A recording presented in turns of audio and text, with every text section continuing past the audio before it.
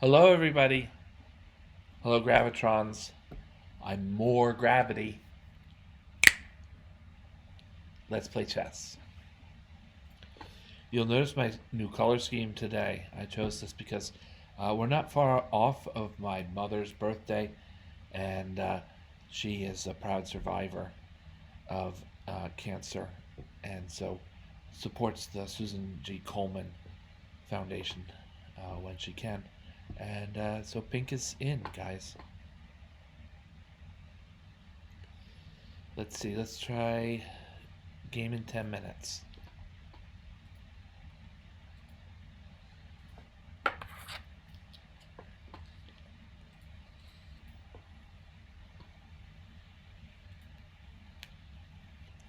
I haven't played a Nadorf in a while. This might go into a Maroxy bind, but it depends. He's trying to sneak the game into a French defense. None shall pass. Rien pour aller. Easy. I don't know what's the word for there in French. La. I think it's la. Just plain old la. This might weaken black's kingside pawn structure.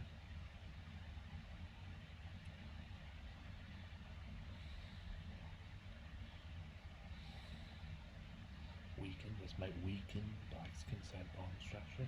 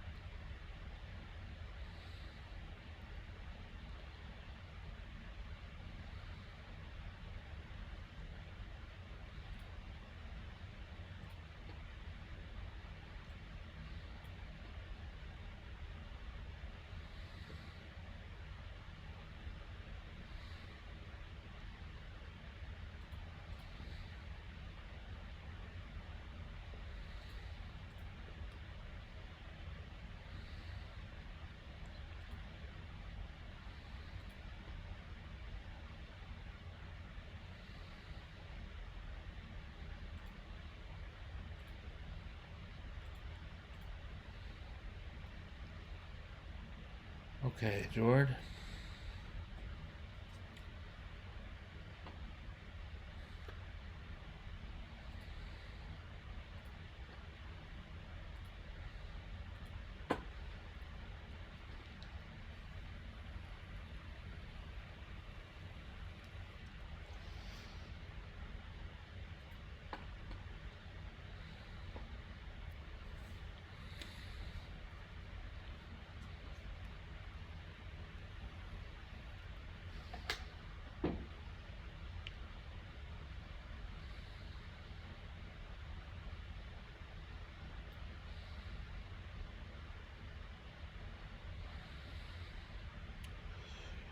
Nice smooth graph.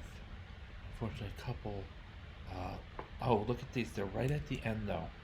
The game was won, so I like to go back and,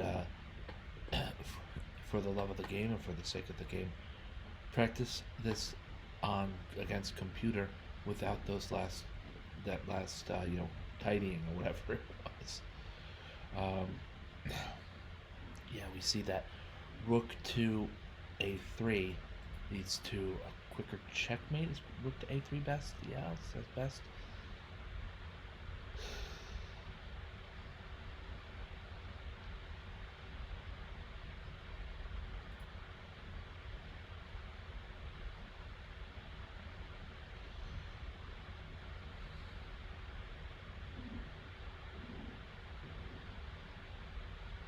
I don't really see this, folks.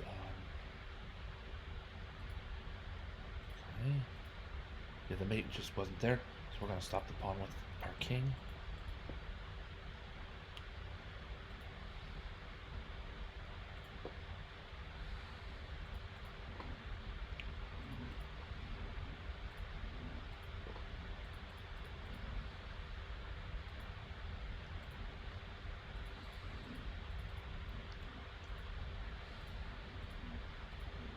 I'm not exactly sure why this white might be better than the other white, but let's see how the analysis goes without that.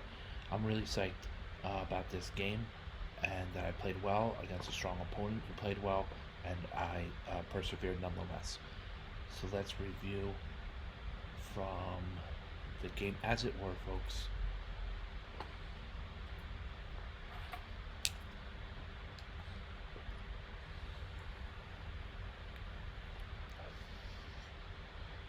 Okay, you see black.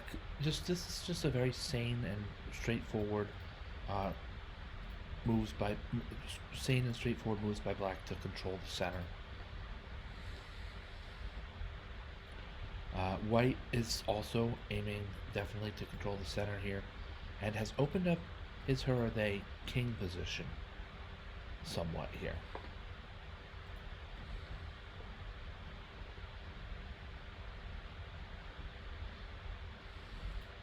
So these there's some not simplifications, some material trades here, and I felt it best to um, upon bishop takes e4 play bishop takes e4 rather than d takes e4.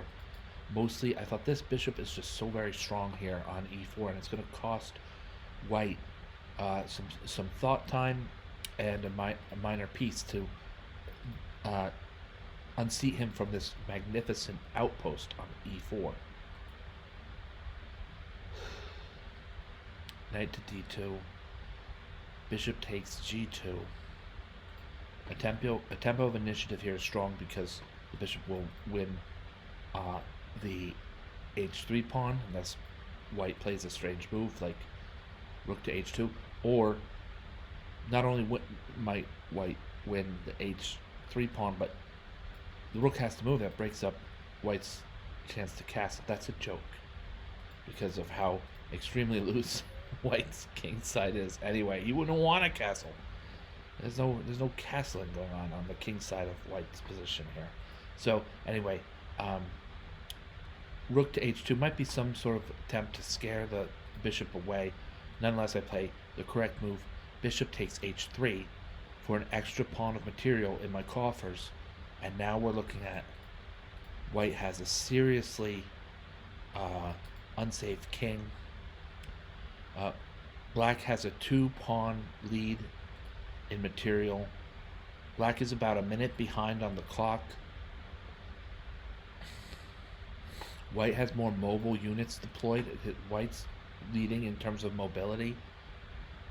Uh, Black has not a safe king, but a reasonably safe king. And I mentioned material. Space, I'd say White has an advantage in space here. Not by a whole lot, but being sort of outnumbering Black in the center in terms of pawns. And with the initiative here, it is White to move. I'd say 50-50 anyway, because I don't see any of White's moves as being particularly strong in capitalizing on initiative. My opponent might have thought at this. My opponent Kronos might have thought at this point, Queen to H5 as a strong move to grab the initiative, get the Queen out there. There's some looming threat. If my Queen wanders too far, then it's Queen takes F7 checkmate. Get an active piece. There's possibilities of that there'd be a doubling along the H file. I think it's a strong move to play against a human being. I'm not sure if I played the correct response. Bishop F5 is probably just about good enough to stop mayhem with this. The Queen can't lead the charge against H7 for start, and it's protected another time now. Now the Bishop is saved by being attacked only once. It's kind of a saving move there. I wonder if there were other good options for Black, but I really like Bishop H5. I like Queen H5. I would love Bishop H5 in this. You know what I'm saying? But Queen H5, I thought it was a strong move, and I think it's kind of unlucky for White that the resource Bishop to F5 is there to save the day for Black.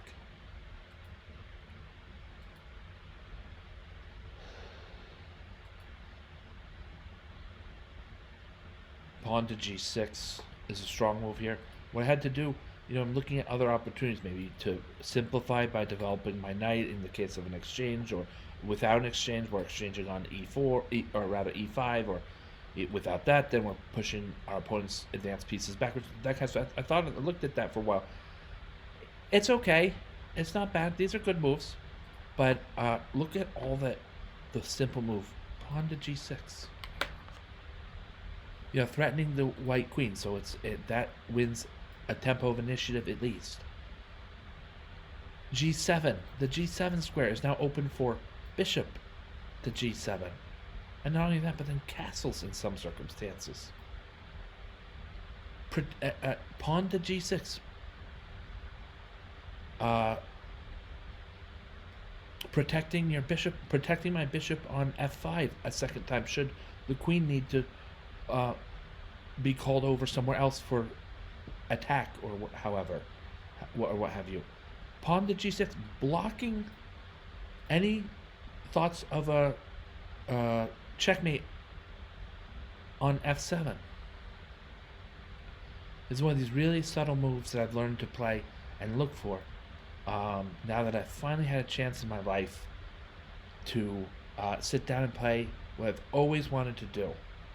Chess. Sit down and, yeah. I'm finally at the point in my life where I can sit down and play chess. And since then, I've learned to these more subtle moves like G6. The old Jordan would be, actually, I'd probably make the same move without any thought of a follow-up. But, the old Jordan might had one of the knight moves or something. Pawn to G6. It's right there, elegant work. Protecting the bishop. He's not worried. We're not worried about being kicked by the white pawn on E3 if it moves to E4. We've got that spot covered twice, and this we can hold ground if we have to. The queen's being attacked. The attempt of a checkmate on F7 is now definitely not on. The dark squared bishop on F8 can move to G7, and very importantly, might be the piece to capture on E5 and get rid of this extremely powerful knight my opponent has planted here. and thereby opening the way for a kingside castle. Like I said, all this because of pawn to g6. So it's sort of that my game has matured in some ways. It's not always, rock 'em, sock 'em, knock 'em dead, pieces flying off the board, quadruple queen sacrifice, and it's checkmate. But not only that, but all your other games you've ever played are me checkmating you too. It's not that. It's more subtle. It's more simple. It's more straightforward here to play pawn to g6. All right. Now bishop g7, right? Like we said, attacking the knight very directly and making way for potentially a kingside castle. Knight to f3, strong move. As Torch sees this as a check, but come on, my friends. Strong move. Knight to f3, so that there's going to be a very powerful knight on e5 as long as white has anything to say about it. I love this move by white here. I love this, but this is the strongest move on the board, and my opponent played it, and it's not an obvious move at that. So I said, all right, well, let's get down to business. We'll do replacement number 1, and then with knight to d7, again, we see my opponent making use of every last piece of his, her, or they fabric and fiber. So, you might see knight to d7 and say, oh no, I'm going to lose this knight outpost now. My opponent didn't say that. My opponent's move choice dictated quite otherwise. Finding the best move, or one of the best moves by Torch, I consider this the best move. Queen to b5. I have to think about. I spend time thinking about what if queen takes b7. There's 2 pieces on the knight who's now pinned there's 2 pieces on the knight who is now pinned to the king. c6 doesn't work because then queen takes b7 and white is rolling with an attack against a8, an attack and enough force on c6 to then capture. This queen move following this all goes back to making these 2 knights protect each other earlier on. This queen move is phenomenal. And I think, is black kind of saved here? Not entirely, but castling queenside is still by far the best move. Okay, you see here almost by a full pawn in terms of Torch 4's analysis, almost by a full pawn. Queenside castles is the best move. I wasn't counting on that, which means, in a way, again, my butt got a lucky save here. Like, remember before bishop to f5 was, like, I kind of said, well, it was fortunate or luck that I kind of had that resource. Well, guess what, folks?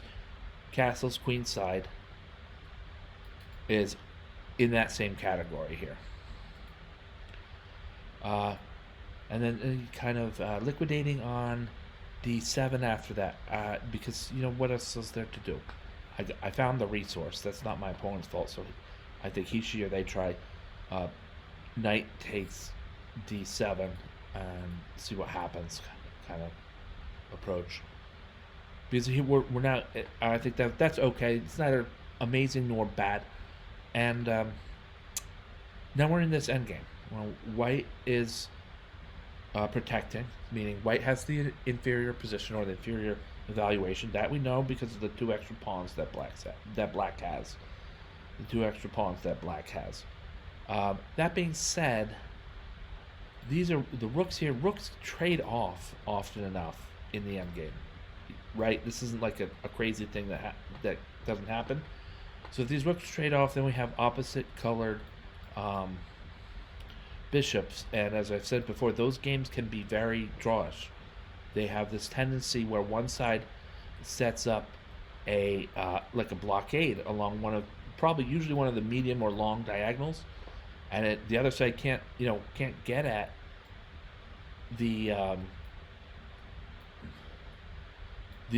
his opponent's bishop. It's simply against the rules of chess for white's dark squared bishop to attack black's light squared bishop. At least directly, it can't. So yeah, these games become drawish. So the aim for white here would be to trade off rooks,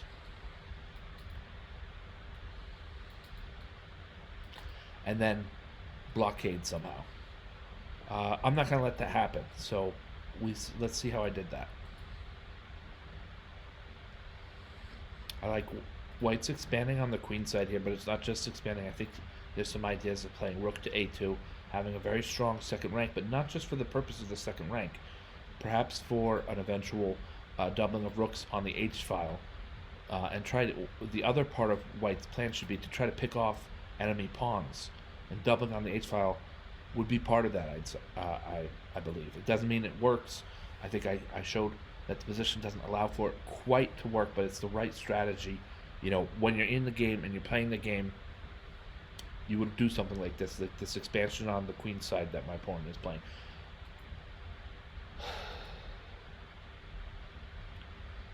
Rook c4 is a strong move. Black is pushing for a win, so I don't want to lock pawns all the way, right? You get in some sort of locked pawn structure. If I play c5, I mean, yeah, my opponent's going to capture, fine, but let's say if there were a pawn on c4, that would be not good. It wouldn't be horrible, but with a lot of locked pawns, there's not enough there's not enough room for black's rook to move around.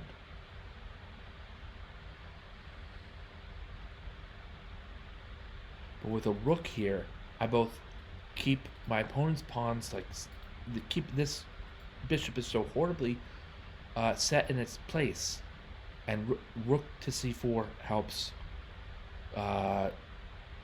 limit white's minor piece, the bishop here on d2. I said d2 on d2. This piece is so very limited in what he can do. So I thought that was a good move, and I'm going to expand on the king side, of course, with my passed pawn. Passed pawns are meant to be pushed, my friends. And here comes h7 to h5. The rook goes to h4, and I'm glad to not quite imprison him, but very seriously affect this rook's scope with bishop to g4. Now this bishop is strong, and this rook is not. Doubling, I mean, it's a thing to do here. It's one of the things to do, but it's kind of, not to be mean, but it's kind of against, like, what's white actually going to do here? There are pieces on the board, and there's a lot of moves to be played, but strategically thinking, I don't think white has a game here, because even doubling on the h file, like I believe, remember just a few minutes ago I said white should aim for that. It doesn't help. The best white can do is is a rook takes, and then perhaps bishop takes, rook takes, pawn takes, or I think I might have had that wrong, but the material can't go better than the bishop and a pawn for a rook, which is still a loss in terms of relative piece value. 1, 3, 5. The knights are all 3. Of course, the queen is 8. The king is a strange thing to tackle. Either 4 as an attacking piece in the endgame, or infinity as a piece, as a marker of piece importance and relevance to any one game. But yeah, so black can't start anything here. Not only that, it's just more directly, I think I could say about this, is that h5 is guarded by 2 inferior valued pieces. In addition, a rook, but I slide that rook away under the principle of I don't need anything more than white's best result. White's best result actually helps me. So that's kind of what I'm getting to. A little bit roundabout. Sorry about that. But king to g3. g5 just to sort of break things up.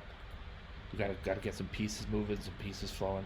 Capturing on g5. Before I played g5, I realized that capturing on g5 with the rook was safe, even in the event of pawn to e4.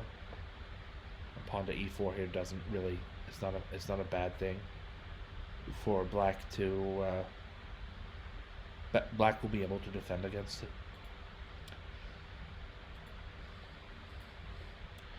Now the position becomes more and more in black's favor. We see that these rooks, they're doubled quite nicely, but they're not important to the game anymore. I mean, they are, but not as important. So more pawn exchanges now. Some of these rules about pawn exchanges I struggle with this myself, my friends. I think sometimes it's good to do some pawn exchanges, but don't go crazy with it. If you're pushing for the win, you want to do a pawn exchange or two, or maybe even three, and a lot of it has to do with how many pawns are left on the chessboard. And if you're pushing for a win, you want to have three or more pawns on the chessboard. So you push, according to that. Trade and push according to that. I should have been saying trade. Rook to f1 is fine.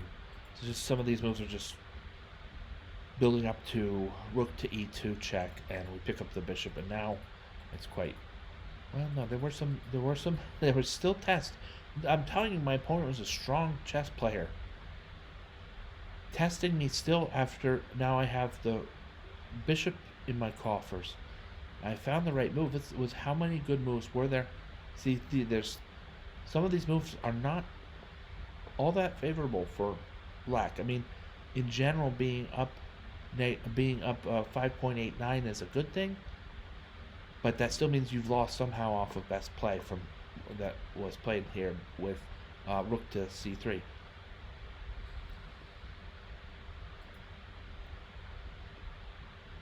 Chugging along on the f-file, it's the best move. It's definitely the best move. What black might have tried bishop e6 here. It's not necessary, but it's sort of like a, I don't know, in a time rush you might try that to just in any event block or capture whichever, depending on white's move on f7. But it didn't have to do that.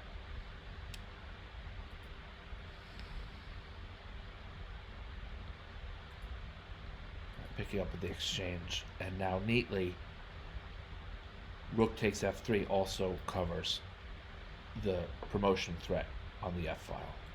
So that was nice.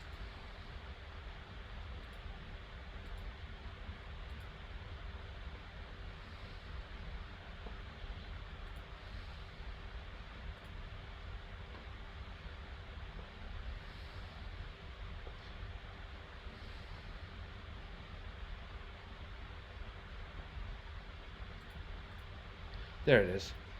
That's nice because I loaded the the pink color because of my mom, with whom I'm very, very close. I have been all my life, and my mom's a cancer survivor, and this is pretty much Susan G. Komen pink.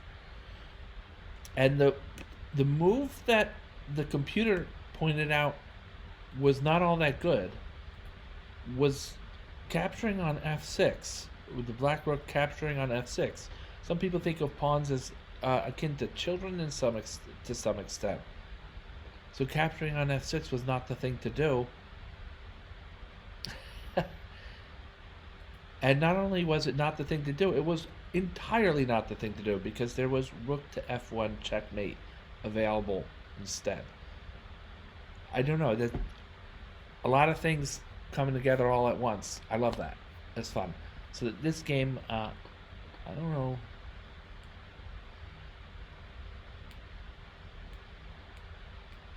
Anyway, there may be more news on that in the not too distant future. I'm going to even analyze the game as this. I'll keep that just for now at least. Review. I often say analyze when I mean review, my friends.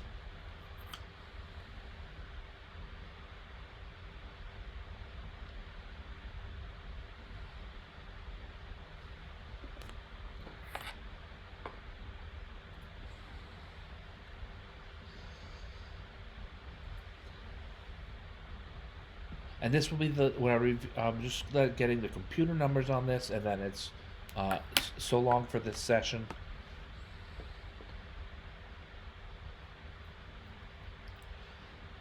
Yeah, great and wonderful, um, well played game. I love it. I love it. We'll let the game play out in the background, and we're almost wrapping up this uh, chess broadcasting and streaming session.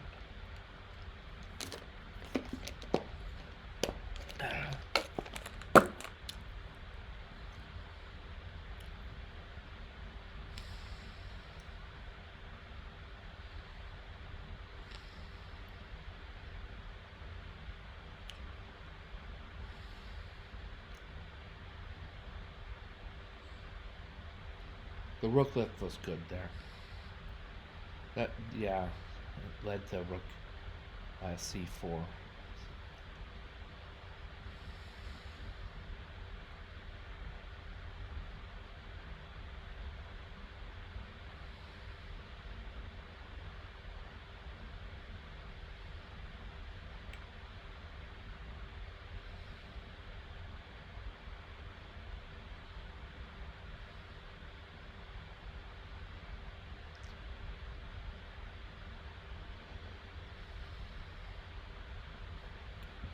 All right. Thank you for watching. Thank you, Gravitrons. I'm more gravity. Have a great night.